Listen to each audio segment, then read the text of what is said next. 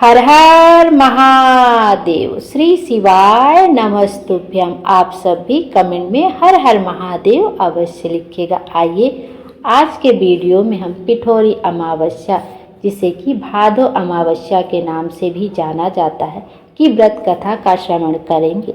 अमावस्या तिथि हर माह कृष्ण पक्ष के अंतिम दिन पड़ती है, लेकिन भाद्रपद माह में आने वाली पिठोरी अमावस्या का महत्व अत्यंत विशेष माना जाता है।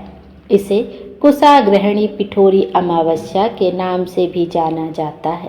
मान्यताओं के अनुसार पिठोरी अमावस्या के दिन स्नान दान, पितरों के पिंडदान और तर्पण का विशेष महत्व बताया गया है।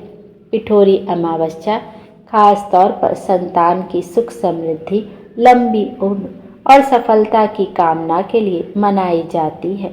इस बार पिठोरी अमावस्या का व्रत 2 दिन है, 22 अगस्त और 23 अगस्त को।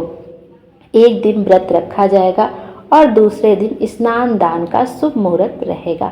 22 अगस्त को पिठोरी अमावस्या का व्रत रखना शुभ होगा और 23 अगस्त के दिन स्नान दान करना शुभ रहेगा। पिठोरी अमावस्या को कुशाग्रहणी अमावस्या क्यों कहा जाता है? इस दिन पवित्र कुशा घास का संग्रह और पूजन किया जाता है। मत्स्य पुराण के अनुसार भगवान विष्णु ने वराह अवतार धारण कर हिरण्याक्ष का वध किया और पृथ्वी को पुनः अपने स्थान पर स्थापित किया। वध के पश्चात जब उन्होंने अपने शरीर से जल झटका तो उनके कुछ बाल पृथ्वी पर गिर पड़े, जो रूपांतरित होकर कुशा घास बन गए। पिठोरी अमावस्या पर 64 योगिनियों की पूजा का बहुत अधिक महत्व होता है।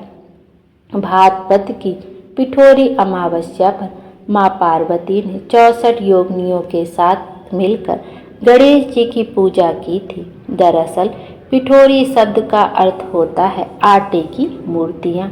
इस दिन महिलाएं आटे से 64 योगिनियों की प्रतिमाएं बनाकर उनकी पूजा करती हैं। 64 योगिनियाँ देवी शक्ति का रूप मानी जाती हैं और उनकी आराधना से सुख समृद्धि और सौभाग्य की प्राप्ति होती है। आइए अब पिठोरी अमावस्या की व्रत कथा का श्रवण करते हैं। पौराणिक कथा के अनुसार बहुत समय पहले की बात है। एक परिवार में 7 भाई थे। सभी का विवाह हो चुका था। सबके छोटे छोटे बच्चे भी थे। परिवार की सलामती के लिए 7 भाइयों की पत्नी पिठोरी अमावस्या का व्रत रखना चाहती थी, लेकिन जब पहले साल बड़े भाई की पत्नी ने व्रत रखा तो उनके बेटे की मृत्यु हो गई। दूसरे साल फिर एक और बेटे की मृत्यु हो गई। 7वें साल भी ऐसा ही हुआ। तब बड़े भाई की पत्नी ने इस बार अपने मृत पुत्र का शव कहीं छिपा दिया।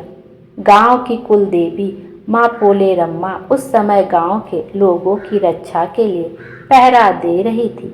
उन्होंने जब इस दुखी माँ को देखा तो वो वजह जानना चाही। तब बड़े भाई की पत्नी ने सारा किस्सा देवी पोलेरम्मा को सुनाया तो देवी को उस पर दया आ गई। देवी पोलेरम्मा ने उस दुखी माँ से कहा कि वह उन सभी स्थानों पर हल्दी छिड़क दे जहाँ जहाँ उनके बेटों का अंतिम संस्कार हुआ है। तब बड़े भाई की पत्नी ने ऐसा ही किया। जब वह घर लौटी तो 7 पुत्रों को जीवित देख उसकी खुशी का ठिकाना ना रहा।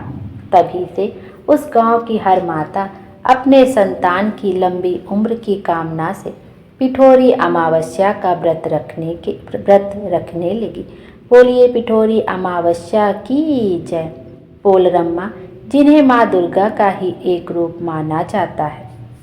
आइए अब अमावस्या की एक अन्य व्रत कथा का श्रवण करते हैं। एक गरीब ब्राह्मण परिवार था। उस परिवार में पति पत्नी के अलावा एक पुत्री भी थी।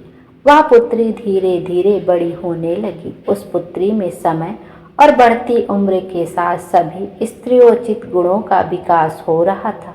वह लड़की सुंदर, संस्कारवान एवं गुणवान थी, किंतु गरीब होने के कारण उसका विवाह नहीं हो पा रहा था। एक दिन उस ब्राह्मण के घर एक साधु महाराज पधारे। वो उस कन्या के स्वभाव से काफी प्रसन्न हुए। कन्या को लंबी आयु का आशीर्वाद देते हुए साधु महाराज ने कहा कि इस कन्या के हथेली में विवाह योग्य रेखा तो है ही नहीं। तब ब्राह्मण दंपत्ति ने साधु से उपाय पूछा कि कन्या ऐसा क्या करे कि उसके हाथ में विवाह योग बन जाए। साधु ने कुछ देर विचार करने के बाद अपनी अंतर्दृष्टि से ध्यान करके बताया कि कुछ दूरी पर एक गांव में सोना नाम की धोबन जाति की एक महिला अपने बेटे और बहू के साथ रहती है, जो बहुत ही आचार विचार और संस्कार संपन्न तथा पति परायण है। यदि यह कन्या उसकी सेवा करे और वह महिला इसकी शादी में अपने मांग का सिंदूर लगा दे, उसके बाद इस कन्या का विवाह तो हो जाएगा और साथ ही साथ इस कन्या का वैधव्य योग मिट सकता है। साधु ने यह भी बताया कि वह महिला कहीं आती जाती नहीं है। यह बात सुनकर ब्राह्मणी ने अपनी बेटी से धोबिन की सेवा करने की बात कही। अगले दिन कन्या प्रातः काल ही उठकर सोना धोबिन के घर जाकर साफ सफाई और अन्य सारे काम करके अपने घर वापस आ जाती। एक दिन सोना धोबिन अपनी बहू से पूछती है कि तुम तो सुबह ही उठकर सारे काम कर लेती हो और पता भी नहीं चलता। बहू ने कहा, माँ जी, मैंने तो सोचा कि आप ही सुबह उठकर सारे काम खुद ही खत्म कर देती हैं। मैं तो देर से उठती हूँ। इस पर दोनों सास बहू निगरानी करने लगे कि कौन है जो सुबह ही घर का सारा काम करके चला जाता है। कई दिनों के बाद धोबिन ने देखा कि एक कन्या मुंह अंधेरे घर में आती है और सारे काम करने के बाद चली जाती है। जब वह जाने लगी तो सोना धोबिन उसके पैरों पर गिर पड़ी और पूछने लगी कि आप कौन हो और इस तरह छुपकर मेरे घर की चाकरी क्यों करती हो। तब कन्या ने साधु द्वारा कही गई सारी बात बताई। सोना धोबिन पति परायण थी, उसमें तेज था, वह तैयार हो गई। सोना धोबिन का पति थोड़ा अस्वस्थ था। उसने अपनी बहू से अपने लौट आने तक घर पे ही रहने को कहा। सोना धोबिन ने उसकी शादी के समय जैसे ही अपने मांग का सिंदूर उस कन्या की मांग में लगाया तो सोना धोबिन का पति मर गया। उसे इस बात का पता चल गया। वह घर से निराजल ही चली थी, यह सोचकर कि रास्ते में कहीं पीपल का पेड़ मिलेगा तो उसे भंवरी देकर उसकी परिक्रमा करके ही जल ग्रहण करेगी। उस दिन अमावस्या थी। ब्राह्मण के घर मिले हुए पुए पकवान की जगह उसने ईंट के टुकड़ों से 108 भंवरी देकर 108 बार पीपल के पेड़ की परिक्रमा की और उसके बाद जल ग्रहण किया। ऐसे करते हुए उसके पति के मुर्दा शरीर में वापस जान आ गई। धोबिन का पति वापस जीवित हो उठा। इसलिए उस दिन अमावस्या के दिन से शुरू करके जो व्यक्ति हर अमावस्या के दिन भौरी देता है उसके सुख और सौभाग्य में वृद्धि होती है। पीपल के पेड़ में सभी देवी देवताओं का वास होता है और जो व्यक्ति हर अमावस्या को ना कर सके वह सोमवार को पड़ने वाली अमावस्या के दिन 108 वस्तुओं की भौरी देकर सोना धोबिन और गौरी गणेश का पूजन करता है, उसे अखंड सौभाग्य की प्राप्ति होती है। बोलिए अमावस्या की जय।